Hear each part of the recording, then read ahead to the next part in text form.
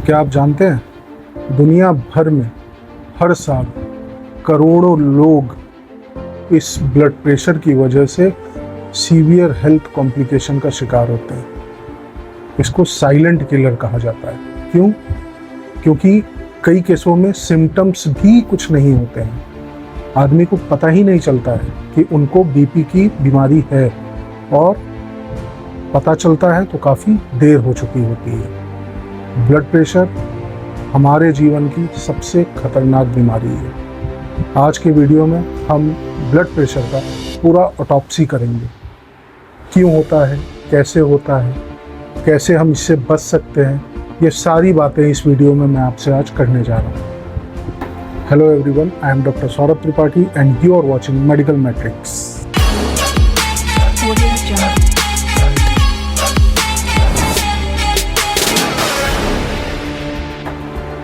तो सबसे पहला सवाल, what is blood pressure? Blood pressure क्या है? आसान शब्दों में मैं आपको बताऊं तो जब हमारा हार्ट पंप करता है धक धक, उस दौरान वो ब्लड को आर्टरीज के थ्रू हमारे पूरे बॉडी को सप्लाई होती है। तो जो प्रेशर से हमारी आर्टरी के दीवारों पे वो ब्लड पंपिंग के दौरान टकराती है, जो प्रेशर जनरेट होती है, उस प्रेशर को हम सिस्टोलिक प्रेशर कहते हैं, जो अपर लिमिट होता है, हमेशा बड़े अंकों में होता है, ज़्यादा आता है। वो पंप के बीच में जब हार्ट रिलैक्स करता है धक धक, ये जो रिलैक्स किया, इस समय जो ब्लड का फ्लो आर्टरी में रहता है, जो प्रेशर आर्टरीज पे बनती है, उसको हम डायस्टोलिक प्रेशर कहते हैं। इतनी चीज़ें आपको शायद समझ में आ गई होंगी। नेक्स्ट क्या है? नॉर्मल प्रेशर जो हमारा होना चाहिए, जो ब्लड प्रेशर, वो अपर नंबर यानी सिस्टोलिक 120 और डायस्टोलिक जो लोअर नंबर है वो 80। 120/80 ये गोल्डन स्टैंडर्ड। बाकी आपको जो ये चार्ट दिखाई दे रहा है, इसमें मैंने मेंशन कर दिया है।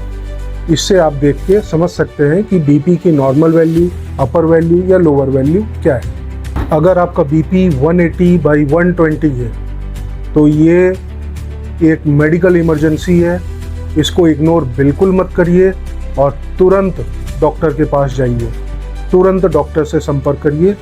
ये एक क्रिटिकल वजह हो सकती है आपकी सीवियर इलनेस का।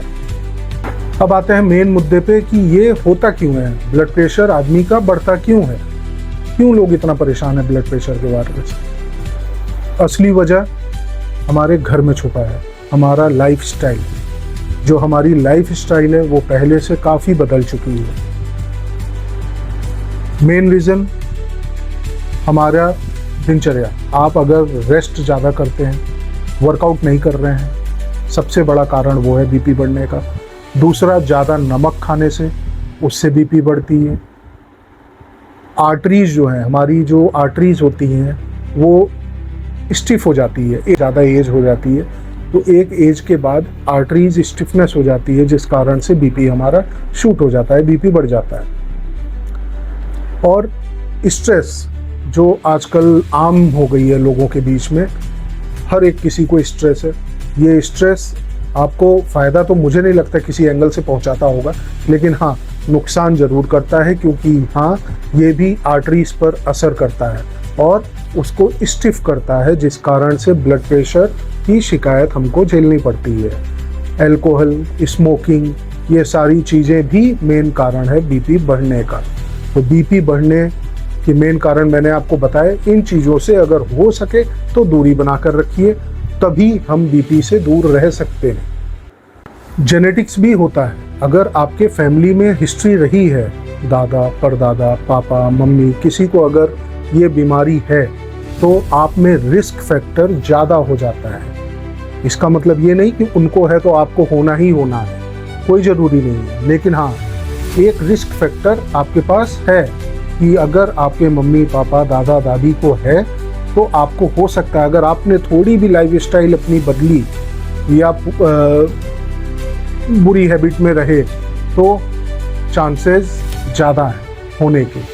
अगर आपके फैमिली में हिस्ट्री है, अभी से अपने लाइफस्टाइल को चेंज करिए, हेल्दी खाइए, एक्सरसाइज करिए, तो आप इस जेनेटिक्स बीमारी से दूर भी हो सकते हैं। सबसे मेन मुद्दा कि कई केसेस में हमने देखा है कि बीपी बढ़ता है तो बहुत लोगों को पता ही नहीं चलता कि हमारी बीपी शूट हुई है। वो तो गलती से कभी चेकअप हो गया। गांव में आपने देखा होगा कई हॉस्पिटल अपने प्रायोरिटी से गांव-गांव में कैंप लगाते हैं ताकि कुछ गरीबों की मदद हो सके। हमारे हॉस्पिटल भी काफ़ी इन सब चीज़ों में हमेशा आगे रहता है।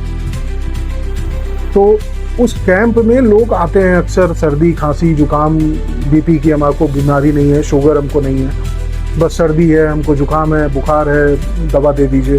बट हॉस्पिटल्स प्रायोरिटी के बेसिस पे अपने तरफ से उनकी फ्री चेकअप करता है। ECG, RBS, random blood sugar और बीपी। ये जब वहाँ लिया जाता है तो 10 में से 6 लोगों को तब पता चलता है कि अरे हमको तो बीपी भी है। तब उनको बताया जाता है कि भाई आपकी बीपी तो इतनी आ रही है, आप रेगुलर मॉनिटरिंग पे रहिए या रेगुलर चेकअप कराइए। तो मोस्टली केसेस में ये देखा गया है कि बीपी शूट होती है या बीपी लोअर साइड जाती है तो लोगों को बहुत कम कॉम्प्लिकेशन, मतलब पता नहीं चलता है कि क्या हुआ है। लेकिन सीवियर केसेस में हेडेक हो सकता है, विजन प्रॉब्लम हो सकता है, देखने में आपको धुंधलापन दिख सकता है और चेस्ट पेन भी हो सकता है। तो इन सब चीज़ों को अगर आपको होता है तो कतई देर ना करें, चेकअप जरूर कराएं किसी डॉक्टर से मिलके। और रेगुलर चेकअप तो वैसे भी आपको करवाते रहना चाहिए ताकि आप पहले से ही अपनी बीमारियों के प्रति सतर्क हो सकें और उससे बच सकें। अब पॉइंट वाली बात पे आते हैं कि हम ब्लड प्रेशर को कैसे कंट्रोल कर सकते हैं, कैसे उसको ख़त्म कर सकते हैं। तो ये 4 चीज़ें आप हमेशा याद रखिएगा। पहला, diet, whole grain, vegetables, fruit, इनका सेवन अपने लाइफ में ज़्यादा करिए। सेकंड, नमक कम खाइए। थर्ड, डेली ज़्यादा नहीं 30 मिनट वॉक जरूर करिए, उससे आपके ब्लड सर्कुलेशन अच्छा होगा, जो शरीर में फैट है वो भी गलेगा। तो ये ज़रूरी है, 30 मिनट की वॉक तो ज़रूरी है। चौथा, वेट लॉस। ये चीज़ें करने से आप बीपी से दूर रहेंगे। और अल्कोहल और स्मोकिंग, इससे कृपया दूर रहें, क्योंकि इनिशियली आपको अच्छा लगेगा कि हाँ यार ये तो फैशन है, ये वो है, बट आगे जाके ये सीरियस कॉम्प्लिकेशन में बदलता है और लाइफ हमेशा इसमें डेंजर में आ जाती है। तो इन चीज़ों से ज़रूर दूर रहें। बीपी को मैनेज करना मुश्किल नहीं है, बस अवेयर होना ज़रूरी है।